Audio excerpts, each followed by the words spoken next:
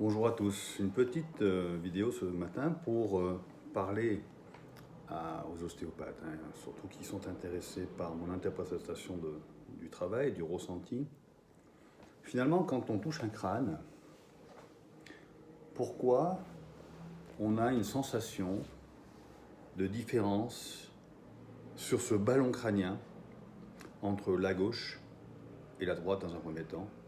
l'avant, l'arrière? Pourquoi on est attiré par un côté plus dense, plus galbé, plus gonflé? Pourquoi lorsqu'on laisse nos mains posées en écoute, il y a des choses qui s'expriment? C'est tout le souci de l'ostéopathie fine et crânienne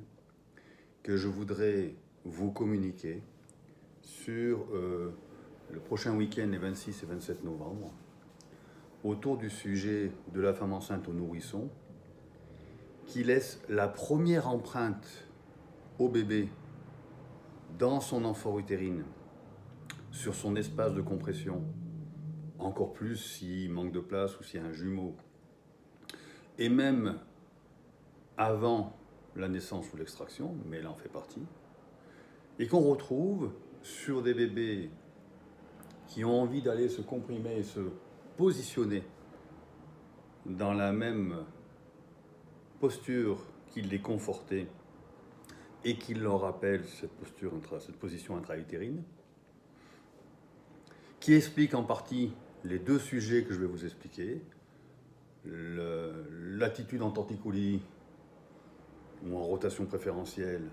entraînant des plagiocéphalies, soulignée par le fait qu'on oblige en gros les bébés à être que sur le dos, et donc ils se mettent dans une normale position. Et en parallèle, par rapport à la compression de la base occipitale et des trous déchirés postérieurs,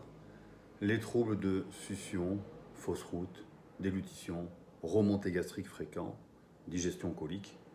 que l'on peut gérer par cette même cause mécanique.